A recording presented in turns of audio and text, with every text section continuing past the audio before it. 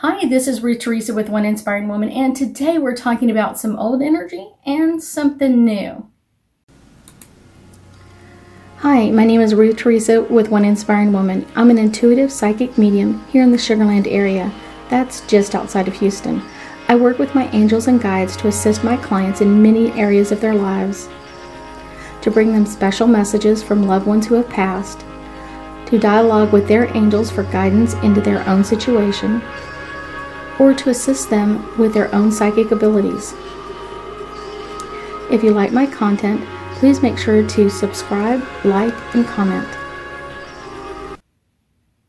So let's go back to 2020 and kind of just talk about energy connections that we had. So in 2020, we had our grand conjunction in the sign of Aquarius. And the grand conjunction is just realigning the planets the way they were many, many years ago. And we're in a new sign that we haven't been in a long time, because each sign in the grand conjunction lasts 200 years. So we have quite a while in this new energy. Aquarius energy in the grand conjunction brings in this new way of thinking, revolutionary kind of thinking, kind of like new aha moments, kind of like I've never thought this way before. That kind of energy starts coming in a lot with Aquarius energy. And Aquarius energy is very air sign. So we're going to see a lot of things moving into the air. We're going to see technology, more Bluetooth technology, things that are kind of like going through the air, being able to send pictures, bigger pictures, faster, all of that kind of energy. And it started in 2020. And so let's talk a little bit about 2021. We had Venus in retrograde, we had Mars in retrograde, Jupiter in retrograde, and then we had these 3 times that Saturn and Uranus kind of collided. And it's kind of like they backed up into each other, and then they backed up into each other, and then they backed up into each other one more time. So that just kind of brings in some new energy, some new spikes. Kind of Saturn is that old structure, those old rules. We're doing it because this is the way it's always been done. And that Uranus energy is all about that crazy hippie kind of like, let's do it new and different. So we've had that kind of square 3 times in 2021, and that energy just keeps amping up for us. And then as we kind of flip our new page into 2022, we start 2022, of course, a brand new year in the sign of 6. So if you add all the numbers together, you get a 6. Starts with a new moon in the sign of Capricorn, which is all about service and inner value. Kind of like, I want to find a value in things that other people kind of like step to the side around or don't really push this energy into. We also start with Venus in retrograde. And Venus in retrograde is kind of like showing you, if you've been wanting to fall in love, if you've been wanting to find that perfect mate just for you, Venus in retrograde is going to kind of show you where you've had problems, or where your obstacles are, or where your boundaries need to change or shift. And it may bring up some new loves that are coming in from a past. So kind of like new interest of like, I wonder how this person is doing, or I wonder how that person is doing. I haven't seen them in years. And it might bring up some of that past stuff, but it's all about kind of like clearing it out so you can move forward.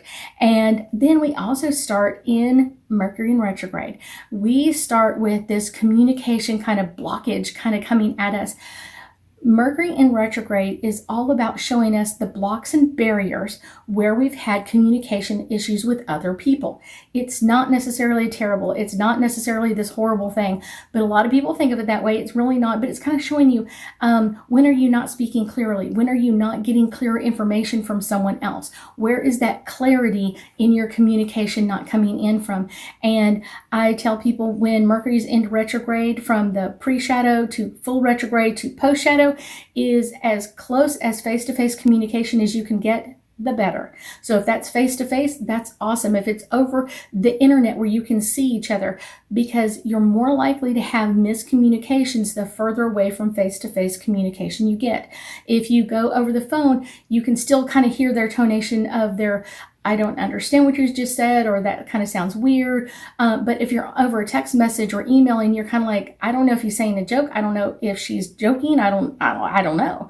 And so that makes it even more difficult, and you're more likely to have miscommunications.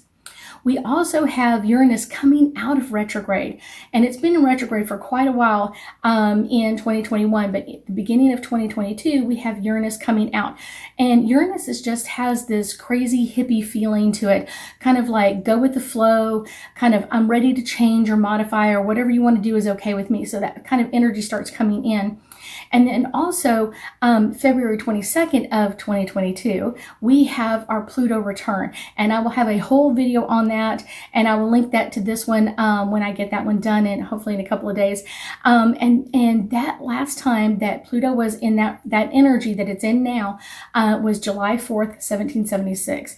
And Pluto is all about transformation and changing and modifying and finding new ways. So we've got all of this energy coming and circling around in 2022. So this is going to be a great energy for most of us. And we've just got to understand what it's talking about and why is it talking about this energy. So now that we've talked about kind of what's gone on in the past, what's coming up next, let's do a couple of angel cards and hopefully get us a little bit deeper insight into not only the future, but the past. Because I think sometimes when we're really talking about energy, sometimes really looking over the past and kind of like what's come up is going to be a big change. Because I keep hearing from the Pluto return that this is going to bring a lot of shifting and changing. And it's one of those, it's like, I wonder how much energy this is going to shift and change for each person. So the first card I pull is meditation. One of the best ways to get your own information and your own insight into planetary energy, into all things energetic, and what do you feel coming up, or how do you feel like you need to be prepared. Meditation is the number one way to do that and to kind of get your own answers. Yes, it's nice to hear from other people and their side of it, but I will tell you that it's also really, really interesting to get your own messages from the other side. So you're not just like relying on someone else, you're relying on what's coming to you. The next one is support. All of these alignments were planned for thousands of years. It's not just all of a sudden Mercury decided to go into retrograde or Uranus decided to come out of retrograde. This is the way our planets have been aligned for years. And this is kind of like we're coming at this energy in a very amazing way to bring changes, not only to each person on Earth, but to our planet as well, to kind of shift and change a lot of energy quickly. This one is all about forgiveness, and usually forgiveness is something that comes up in the past, and it's kind of like forgiving yourself of what you've done wrong or things that you should have changed and you didn't, maybe things that you really should have said, I apologize for. That kind of energy can really bring in a lot of healing, not only for you, but to other people as well. And I think that's an interesting shift in energy of like, what you've done in the past. Did you say something wrong? If you had a miscommunication with someone, apologize and move forward and make a new agreement. I think that's one of the things that really people don't understand about an apology is only half of it is to say that you're apologizing. I apologize for whatever it is. Fill in the blank. The next part is a new promise.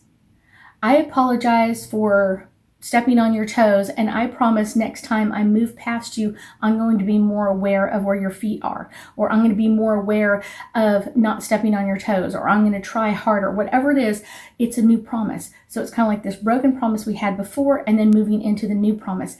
And that's really an apology, and that's all about forgiveness. So that's really, really important. Next, we have romance. With Venus in retrograde, like I said, this is going to be kind of showing us where we've had issues. And even if you are already in a committed relationship or been married and whatever it is, this is going to show you where you have issues so you can fix and change and review them and think about them and go through it and fix it.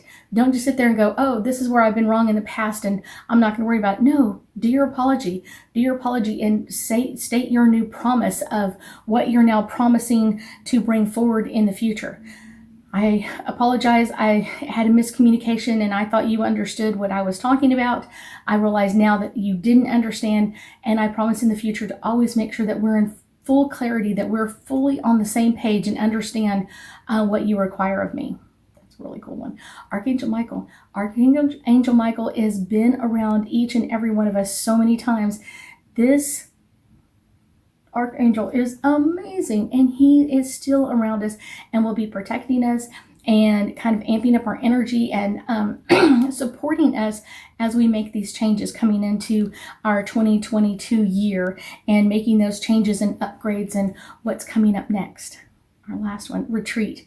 Retreat is something that I think people should do more often, and it doesn't take a long period of time. Sometimes it's just a deep breath of just a retreat. Sometimes it's taking a few minutes to take a step out.